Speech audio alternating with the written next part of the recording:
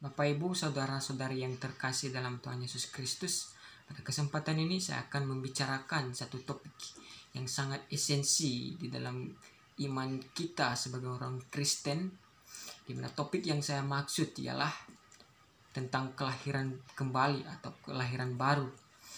Di dalam satu bagian Alkitab yang terdapat di dalam Injil Yohanes pasalnya yang ketiga, dari ayat yang pertama sampai ayat yang ke-10, terdapat satu percakapan antara Tuhan Yesus dengan seorang ahli atau pemimpin agama yang bernama Nikodemus, di mana pada inti percakapan mereka tersebut Tuhan Yesus berkata kepada dia bahwa jika Nikodemus tidak dilahirkan kembali, maka dia tidak akan bisa melihat kerajaan Allah itu, dan dia tidak akan bisa masuk dalam kerajaan Allah.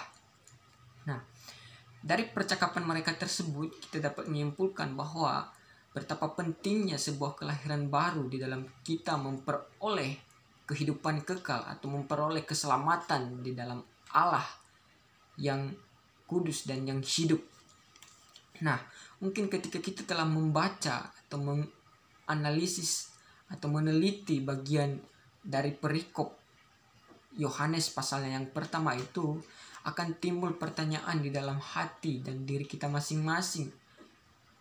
Kenapakah saya harus dilahirbarukan? Apa pentinnyakah sebuah kelahiran baru itu di dalam diri saya sebagai orang yang percaya atau orang Kristen? Jawabannya ialah karena dosa mengakibatkan kita kehilangan kemuliaan Allah.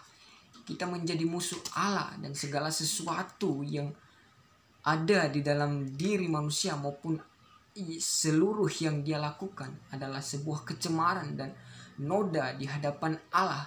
Dan itulah yang menghalangi kita untuk bisa berkomunikasi atau mengenal Allah dengan lebih dalam dan intim lagi, terlebih untuk memperoleh kehidupan kekal bersama-sama dengan Allah karena dosa itu. Dan untuk itulah sebuah kelahiran baru merupakan sebuah solusi atau jembatan yang diberikan oleh Allah kepada manusia agar mereka bisa memperoleh kehidupan kekal, dapat memperoleh jaminan untuk menikmati berkat dan anugerah Allah di dalam dunia ini. Dan dengan kelahiran kembali atau kelahiran baru, manusia dapat mengenal Allah dengan lebih dalam lagi. Dan dengan kelahiran baru juga manusia dapat layak atau memiliki jaminan untuk bisa memuliakan dan melayani Allah melalui sesama kita sebagai manusia. Nah, pertanyaan yang kedua yang dapat muncul ketika kita telah membaca percakapan ini ialah, apakah yang dimaksud dengan kelahiran baru dan bagaimanakah orang Kristen yang telah dilahirbarukan itu?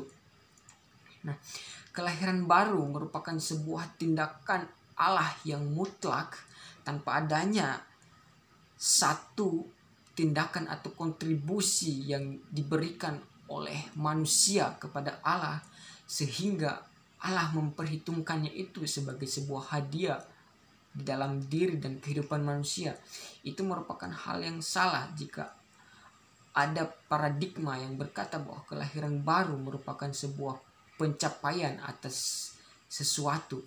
Tapi kelahiran baru yang sebenarnya atau yang dipaparkan oleh Alkitab ialah tindakan Allah yang mutlak untuk mengubah, untuk memperbaharui natur dan seluruh kehidupan orang percaya atau orang yang dia kenal, yang ia berkenan, sehingga baik dari natur manusia yang tadinya telah dicemari oleh dosa atau telah ditawan oleh dosa menjadi anak-anak Allah atau menjadi orang yang layak di hadapan Allah, layak menerima berkat, layak menerima karunia, layak menerima keselamatan dari Allah, layak untuk memuliakan dan melayani Allah.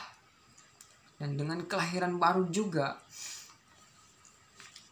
manusia dapat mengenal Allah dengan benar, karena Allah sendiri yang akan memberikan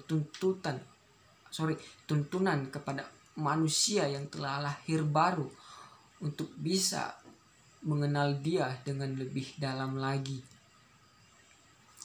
Lalu bagaimanakah orang Kristen yang telah lahir baru? Apakah mereka akan terus-terusan berbuat dosa atau akan mengabaikan atau hanya sebatas pemahaman saja tentang definisi dari kelahiran baru tersebut? Tentu tidak.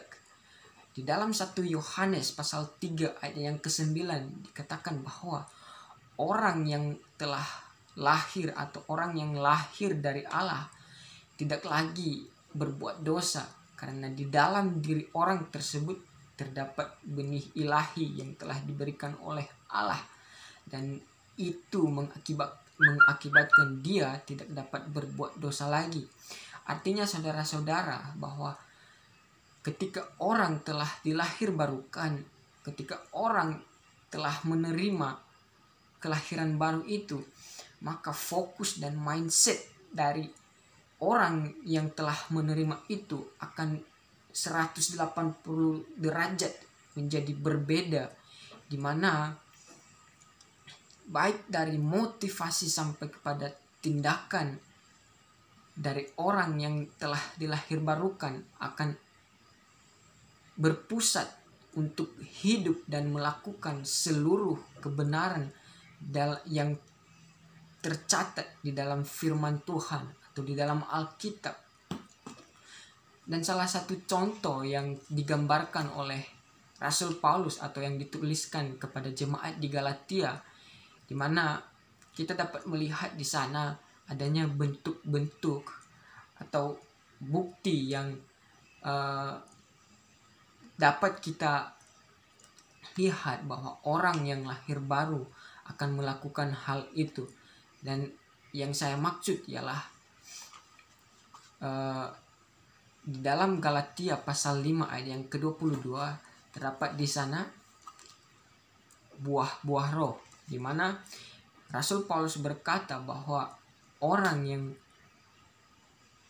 benar-benar dari atau diurapi atau dipimpin oleh Roh Kudus akan mengenakan atau melakukan atau menerapkan di dalam dirinya dari ke-9 buah roh itu, di mana buah roh itu ialah kasih, sukacita, damai sejahtera, kesabaran, kebaikan, kemurahan, kesetiaan, kelemah lembutan, dan penguasaan diri.